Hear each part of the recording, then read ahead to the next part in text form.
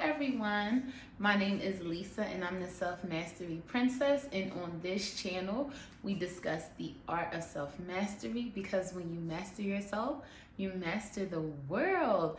Let's jump right on into it. Today we're going to be talking about a topic that is life-changing.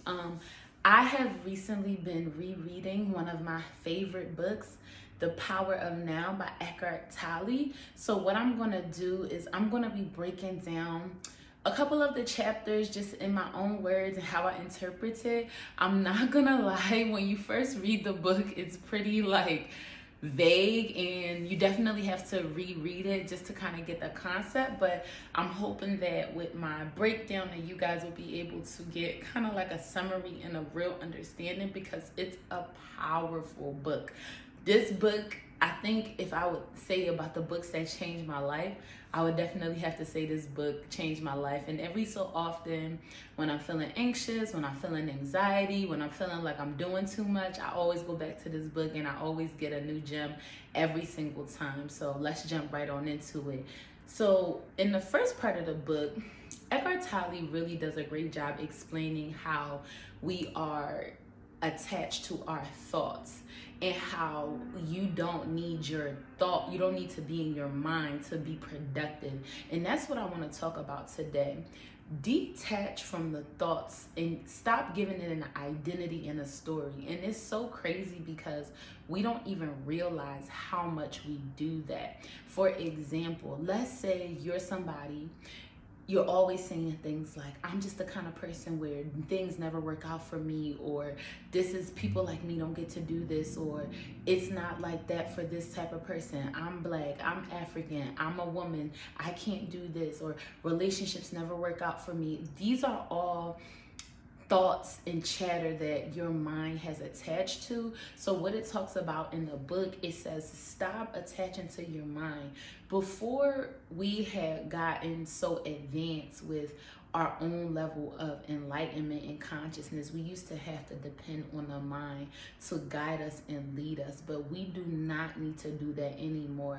A lot of the thoughts that we think, they're absolutely useless. I told you guys the average person thinks about 80,000 thoughts, but what we have to do, and what in this book it talks about, is just observe what you're feeling. And it sounds simple, it's really a practice, like every day. Observe what it is that you're feeling. Don't give it an attachment. Don't give it a story. Don't build an identity around it. And I can definitely tell you guys, I am so guilty of this. So for example, let's say you're going through a difficult situation. Don't tell other people. Don't speak about it. Just watch and see what happens. And there are different stages. For example, you might be a person where a situation that let's say you lost your job.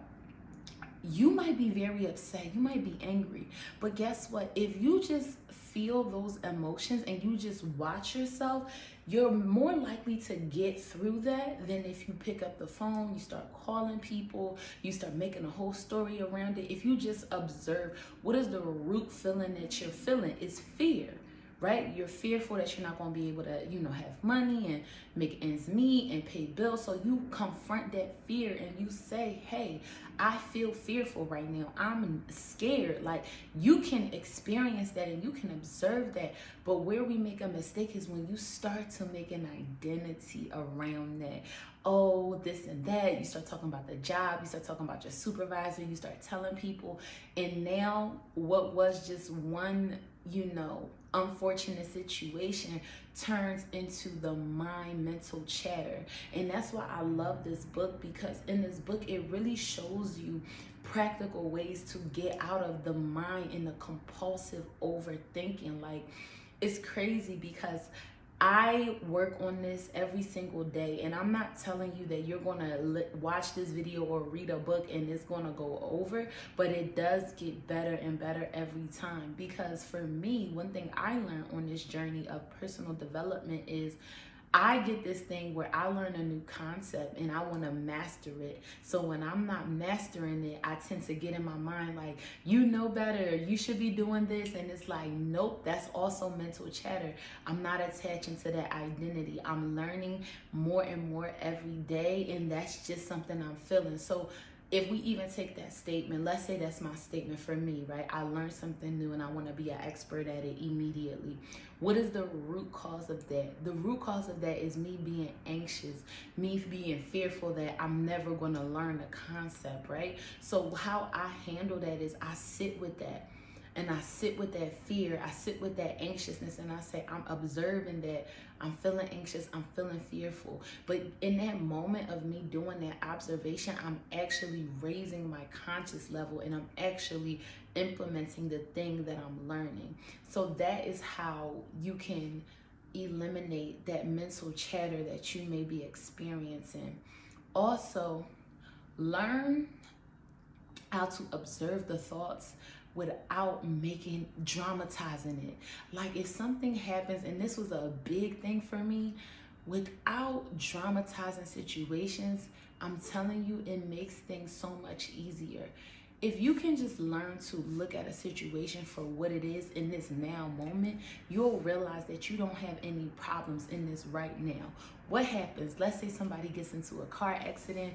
We start freaking out, or the insurance, or the other person, this and that. But if we just take a breath and look at what's happening in the now moment, we will realize that we don't have any problems in the now, in this particular moment. The problems come from thinking of the past and trying to see the future. So you gotta bring that gap together and be in this now moment. Another way you can detach from your mental chatter, focus on your breath. Like breathe, like actually breathe. Make it a point. For me, what I like to do is set reminders in my phone to just breathe. You can put 12 o'clock and you could put breathe 5 times, or anytime you get time. So instead of getting upset about traffic or being in a line, let that be your breath time. Watch your breath. Are your breaths fast? Are you nervous? Or are you actually taking like a deep breath in? When you're on a road, you're in traffic, you have some spare time, practice that breathing. Really give yourself that time to breathe, because that gives you back into the moment and it gets you out of your mind. Another thing that you can do that really helps me to get out of my mind and mental chatter is I start to notate my 5 senses. Let me tell you what that means. So if I'm washing the dishes, I start saying, I'm washing my hands with soap. I'm washing my hands with soap. I'm going in between with soap. The soap is blue. I'm washing my hands in the sink. I'm washing my hands in the sink. The soap is blue. I'm looking around. I see trees. I smell air. I start to engage my mind with what's happening in the moment to get me back in this present moment. That's one thing I will do. And when you start to do those things, you will also notice that the mental chatter starts to calm down and you get locked back into the now moment. So that's just practical things you can do to stop your mental chatter and to detach from those thoughts. And also, this is a huge one. Practice stop judging people. Stop being judgmental. Stop talking about people. Just stop it, because when you release judgment of other people and situations, you stop judging yourself. That's the thing. When we judge others, we are internally judging ourselves. So the thing is, you might see somebody and say, oh, why did this person wear that? Now all of a sudden you're self-conscious about what you wear because you're putting that out there. Don't judge people. Don't judge situations. Just observe it.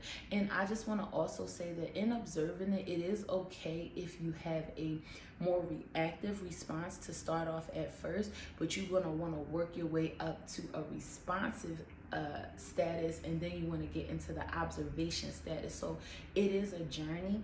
Keep trying. It is an everyday thing, but this book is so good. I cannot wait to keep telling you guys about it. This was just the first chapter. It just talks about how to get out of your mind, detach from the thoughts, stay present, because there are no problems in the right now moment.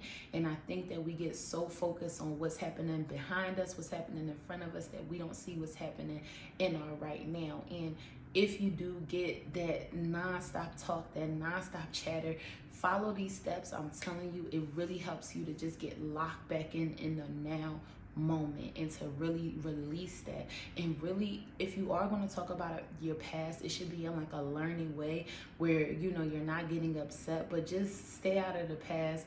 Don't worry about, make this now moment the most important moment. Do me a favor, go ahead and like, comment, subscribe, and share this video. I'll see you guys in the next one. Bye.